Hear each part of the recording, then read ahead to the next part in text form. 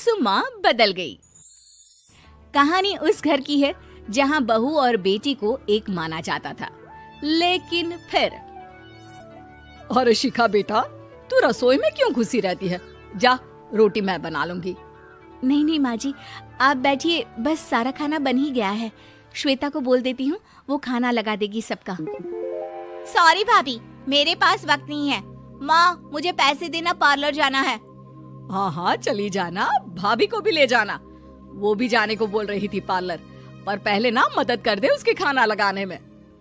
देख माँ, वो बहू है, उसे बहू रहने देना, इतना सर पर मत चढ़ा भाभी को। श्वेता, ज्यादा मत बोला कर। बहू और बेटी में कोई फर्क नहीं होता है। जा जाकर काम कर। ननद को माँ का भाभी से इस तरह प्यार करना बिल्कुल अच्छा नहीं लगता। वो बार बार किसी न किसी तरह माँ को भाभी के खिलाफ भड़काती रहती, लेकिन कोई फायदा ना होता। एक रोज, अरे बेटे किशन, जा बहू को कहीं घुमा कर ला, सारा दिन घर में काम करती रहती है। हाँ हाँ माँ, हम लोग जा रहे हैं ना गोवा। अच्छा जी, भाभी ने तो हमें बताया भी नहीं। वैसे तो सारी पंचायत करती है, ये गोवा वाली बात क्यों छुपा गई हमसे? अरे क्योंकि उसे खुद नहीं पता था बहन। मुझे टिकट सस्ती मिल रही थी तो मैंने बुक कर दिया। हाँ शिखा, पैकिंग कर ले, संडे हम जा रहे हैं गोवा। दोपहर में शिखा पैकिंग कर रही थी कि सास आ जाती है। ये क्या बहू, साड़ियाँ? अरे गोवा जा रही है घूमने या फिर शादी में मायके हैं? माँ जी, ऐसा कुछ है ही नहीं, समझ में नहीं आ रहा क्या रखूं कपड़े में। अरे तेरी और श्वेता की साइज तो एक ही है, उसके कुछ मॉडर्न कपड़े ले ले, आकर लौटा देना। हाँ माँ जी, ये ठीक रहेगा।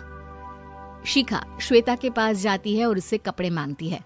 ना जी ना, मैं अपने कपड़े ना दूं, वैसे भी फैल जाएंगे मेरे कपड़े, बहुत महंगे वाले हैं। शिखा मुंह लटकाकर कमरे में आ जाती है तो सास कहती है, चल तैयार हो जा, तुझे मैं शॉपिंग करा कर लाती हूँ गोवा की।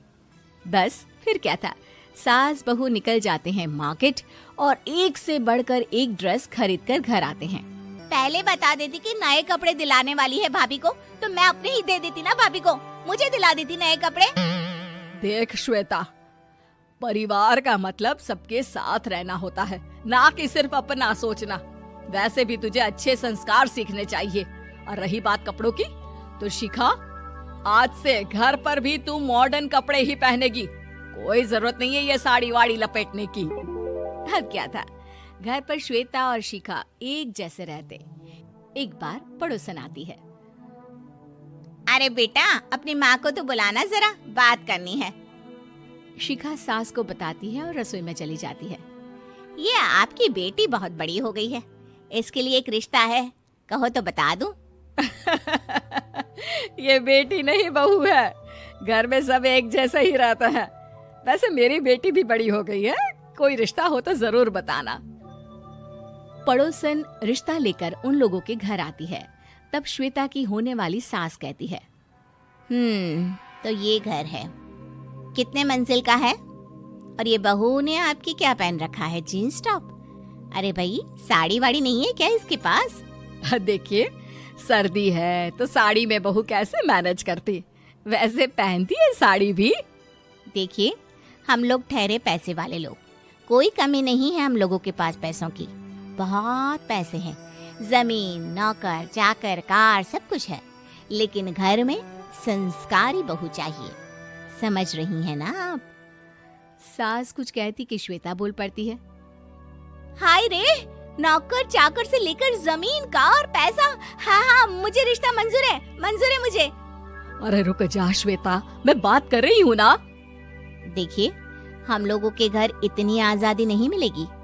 अरे हाँ कर देना माँ, हाँ कर दे जल्दी से। सास क्या करती, बेटी की शादी ऐसे घर में कर देती है जहाँ ना उनके विचार मिलते हैं और ना ही आचार।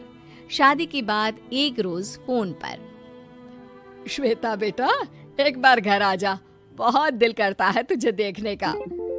माँ, वो घर पर बहुत काम होता है, कैसे आऊँ? बड़ा घर है, लेकिन आने जाने वालों की लाइन ही लगी रहती है। बेटा मैं तो जानती थी उस घर का हाल, लेकिन तू ही नहीं मान रही थी।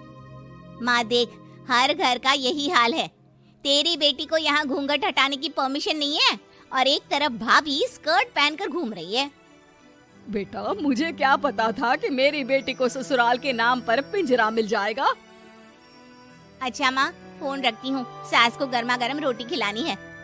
तुम लोगों की तरह नहीं कि एक रोटी बनाओ, एक सब्जी बनाओ, फिर सारा दिन फ्री होकर घूमो।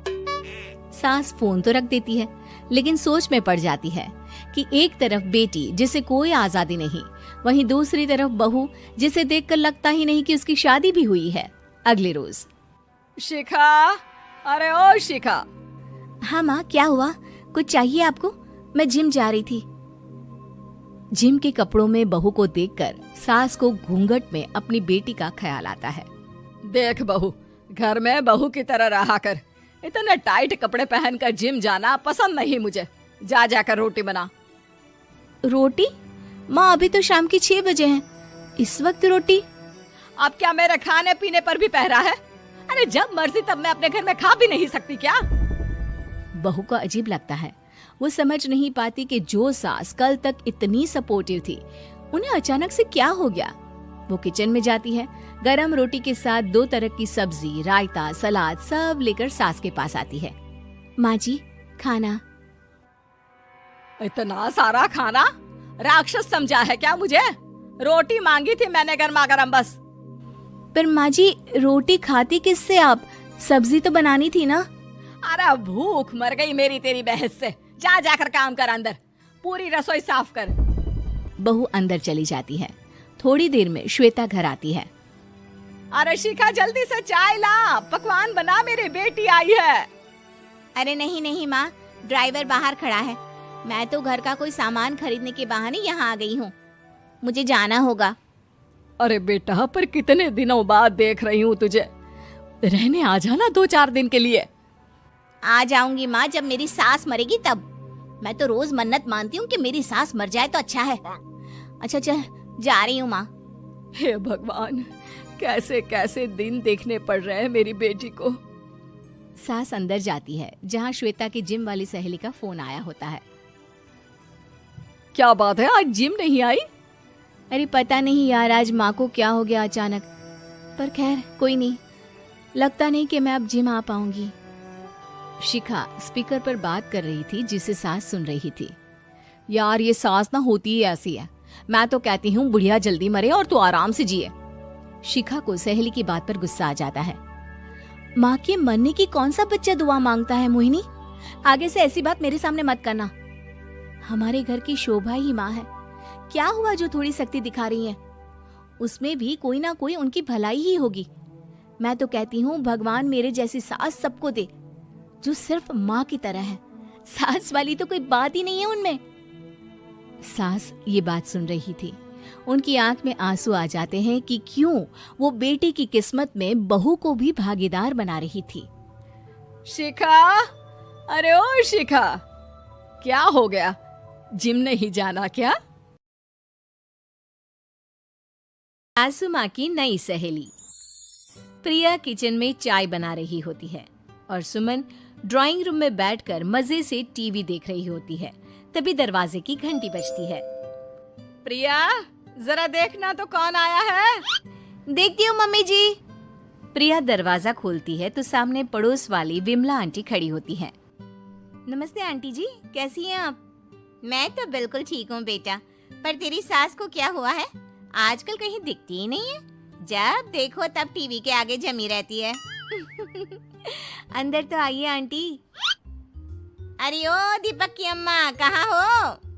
अरे विमला, आओ आओ, क्या बात है, बड़े दिन बाद याद आई तुम्हें मेरी। मैं तो हमेशा ही तुम्हें याद करती हूँ, पर तुम ही गायब रहती हो और आजकल तो बाहर भी नहीं आती जाती। तबीयत तो ठीक है ना तुम्हारी? अरे तबीयत को क्या होना है, इस उम्र में तो कुछ ना कुछ लगा ही रहता है। मेरी छोड़ो, तुम ये बताओ कि क्या चल रहा है गली मोहल्ले में? तुम गली मोहल्ले की छोड़ो, चल तो तुम्हारे पड़ोस में रहा है। तुम्हारी नई सहेली आई है। मेरी कौन सी नई सहेली? मैं तो यहाँ बस तुमसे बातचीत कर लेती हूँ, या फिर बाजू वाली शर्मा की बहू से 2-4 बातें कर लेती हूँ। इसीलिए तो कहा कि तेरी नई सहेली आई है। अब कोई पड़ोस में आया है तो बात तो होनी ही है। कम से कम इसी बहाने हमारा भी एक ग्रुप बन जाएगा। फिर सब मिलकर अपनी बहुओं की शिकायतें किया करेंगे। दोनों हंसने लगते हैं। तभी प्रिया चाय लेकर आती है और सामने टेबल पर रख देती है। दोनों चाय पीती हैं और बातें करते हैं। चलो मैं चलती हूँ, अब कल मिलते हैं। राम राम।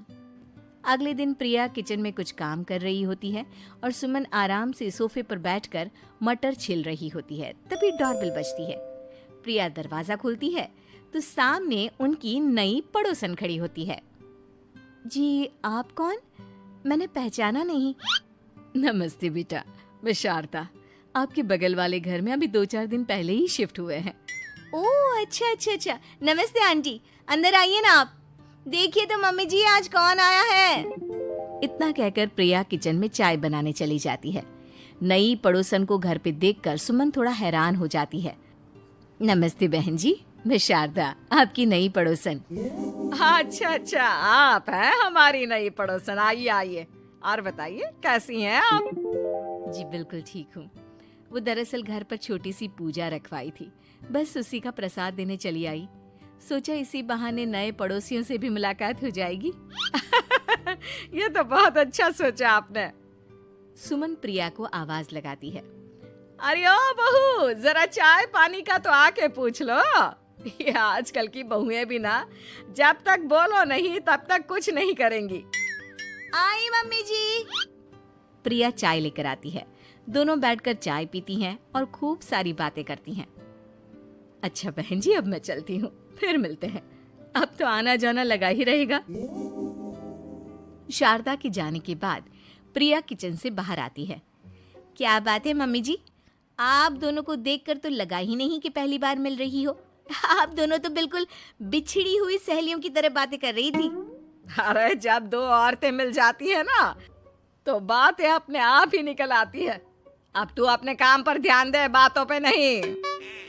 ऐसे ही कुछ दिन बीत जाते हैं। अब सुमन और शारदा अच्छी सहेलियां बन गई होती हैं। दोनों एक साथ मंदिर जाती, मार्केट जाती और कभी कभी तो विमला भी इनके साथ मिलकर खूब हंसी ठिठोली करती। एक शाम तीनों बैठकर सुमन के घर पर चाय पी रही होती हैं कि तभी बहुत तेज बारिश शुरू हो जाती है। सुमन जोर से प्रिया को आवाज लगाती है। प्रिया, ओ प्रिया, देख कितनी तेज बारिश हो रही है। जाके छत से सारे कपड़े ले आ, नहीं तो सब भीग जाएंगे।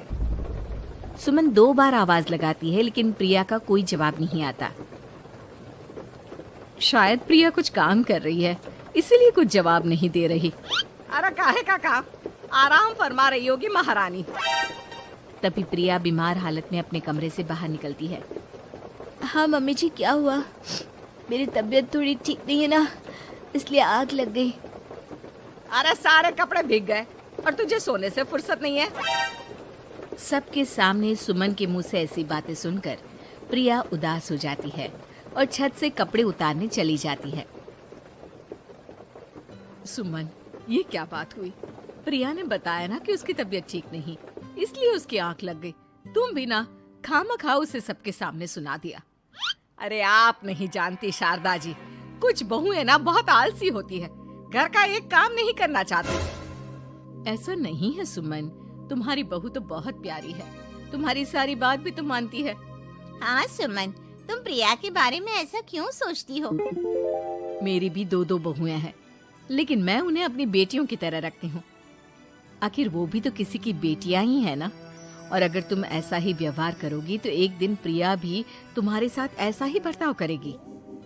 शारदा और विमला की बातें सुनकर सुमन की तो बोलती बंद हो जाती है। वहीं प्रिया भी बाहर से सारी बातें सुन रही होती है। अरे मैं कोई उसकी दुश्मन थोड़ी ना हूँ, मैं भी उसकी माँ हूँ, लेकिन कभी कभी सास बनना पड़ता है, नहीं तो बहुएं हाथ से निकल जाती है। देखो सुमन, ये सब सोच का फर्क है। अगर तुम ये सोचोगी तो कभी प्रिया को अपनी बेटी नहीं बना पाओगी।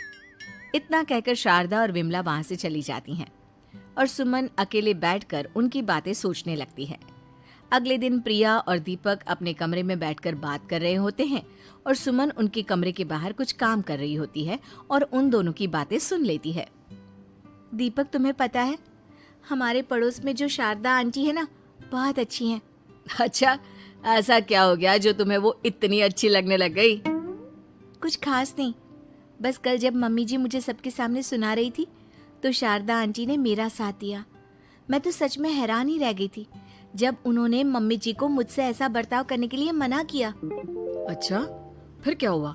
होना क्या था, शारदा आंटी तो मम्मी जी को समझा ही रही थी कि बहू को भी बेटी की तरह ही रखना चाहिए, लेकिन मम्मी जी तो मम्मी जी है ना, उन्हें तो मुझ में हमेशा कमी ही दिखती है। काश मुझे भी शारदा आंटी जैसी सास मिली होती जो मुझे भी अपनी बेटी जैसी समझती। सुमन ये सब सुनकर बहुत उदास हो जाती है और वहां से चली जाती है। प्रिया की बातें सुमन के कानों में बार बार गूंज रही थी। उसे बहुत शर्मिंदगी महसूस हो रही थी कि उसने प्रिया के साथ बहुत गलत किया है। अगले दिन सुमन शारदा और विमला को बुलाती है। क्या बात है सुमन, आज तूने ऐसे अचानक क्यों बुलाया? सब ठीक तो है ना? हाँ हाँ, सब ठीक है, तुम दोनों बैठो तो सही। तब तक दीपक और उसके पापा भी आ जाते हैं। प्रिया, तुम भी आ जाओ। क्या हुआ मम्मी जी, आपने बुलाया? हाँ प्रिया बेटा, मैं आज सबके सामने तुमसे माफी मांगना चाहती हूँ। मैंने आज तक तुम्हारे साथ बहुत बुरा व्यवहार किया है, लेकिन तुमने कभी भी मेरे साथ बुरा बर्ताव नहीं किया। मुझे अपनी गलती का एहसास हो गया है, हो सके तो मुझे माफ कर देना। प्रिया अपनी सास की बातें सुनकर हैरान हो जाती है। उसकी आंखों में आंसू आ जाते हैं। प्लीज मम्मी जी, आप मुझसे माफी मत मांगिए, मैं भी आपकी बेटी ही हूँ। वैसे एक थैंक यू तो मेरी नई सहेली को भी बनता है, जिसकी वजह से मुझे मेरी गलती का एहसास हुआ। शारदा बहन, आपका बहुत बहुत शुक्रिया जो आपने मेरी आंखें खोल दी। अरे क्या सुमन, तुम भी ना। तो फिर इसी बात पर चाय और पकोड़े हो जाए। हाँ हाँ, क्यों नहीं।